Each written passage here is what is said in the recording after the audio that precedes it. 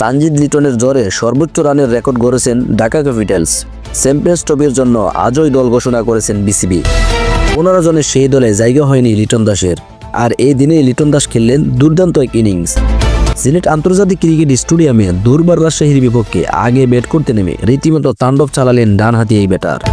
অপর প্রান্তে তানজিদ তামিমও কম না, তিনিও পেয়েছেন সেঞ্চুরির দেখা। জড়ো ব্যাটিংয়ে রেকর্ড বইয়ের পাতা যেন উলটপালট করে দিলেন লিটন তানজিদ। বিপিএল ইতিহাসে সর্বোচ্চ রানের রেকর্ডটাও করে ফেলল ঢাকা ক্যাপিটালস। রাজশাহীর বিপক্ষে 254 রানের বিশাল সংগ্রহ দাঁড় করিয়েছেন তারা, বিপিএল ইতিহাসে যা সর্বোচ্চ রানের রেকর্ড। পয়েন্ট টেবিলের একেবারে তলানিতে ঢাকা ক্যাপিটালস। 6 ম্যাচ খেলে এখনও পর্যন্ত কোনো জয়ের দেখা পায়নি ফ্র্যাঞ্চাইজিটি। স্বাভাবিকভাবেই জয়ের জন্য মরিয়া রাজধানীর এই দলটি। নিজেদের সপ্তম ম্যাচে এসে যেন জ্বলে উঠল তারা। আগে ব্যাট করতে নেমে রাজশাহীর সামনে 255 রানের বিশাল লক্ষ্য দাঁড় করিয়েছেন ঢাকা। রোববার 12 জানুয়ারি চ্যাম্পিয়ন্স ট্রফির জন্য 15 সদস্যের দল ঘোষণা করেছেন বাংলাদেশ ক্রিকেট বোর্ড বিসিবি। আর সেই দল থেকে বাদ পড়েছেন লিটন দাস।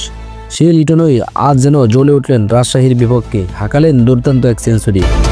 মাত্র 44 বলে 3 অঙ্কের ম্যাজিক ফিগারে দেখা পান। বিপিএল ইতিহাসে বাংলাদেশের ক্রিকেটারদের মধ্যে যা দ্রুততম সেঞ্চুরি। অবশ্যই লিটন জবাবটা দিয়েছেন ব্যাট হাতে। যেদিন বাদ পড়লেন সেদিনই খেললেন 100 রানের দুর্দান্ত এক ইনিংস। অভিজ্ঞ এই ক্রিকেটার যেন যে কোনো সময় জ্বলে উঠতে পারেন তার একটা প্রমাণ দিলেন। শেষ পর্যন্ত 55 বলে 125 রানে অপরাজিত থাকেন লিটন দাস। শুধু তাই নয়, বিপিএল ইতিহাসে যে কোনো উইকেট জুটিতে সর্বোচ্চ রানের জুটিও গড়েছেন লিটন ও তানজিদ হাসান তামিম। এর আগে রেকর্ড ছিল গেইল ও ম্যাককালামের। 2017 সালে রংপুরের হয়ে ঢাকা ডায়নামাসের বিপক্ষে 201 রানের জুটি গড়েছিলেন গেইল ও ম্যাককালাম। আরেক প্রান্তে তানজিদ হাসান তামিমও খেলেছেন দুর্দান্ত এক ইনিংস। লিটনের পর 62 বলে সেঞ্চুরি করেছেন বাঁহাতি এই ব্যাটার, যা চলতি বিপিএলে 5ম সেঞ্চুরি। তবে ইনিংসের 3 বল বাকি থাকতে সাজঘরে ফিরেন তানজিদ। 54 বলে 108 রান করে শফিউলের বলে সোহাগ গাজীর হাতে ক্যাচ দিয়ে ফিরেন বাঁহাতি এই ব্যাটার। এরপর উইকেটে এসে দারুণ এক ছক্কা হাঁকালেন সাব্বির রহমান।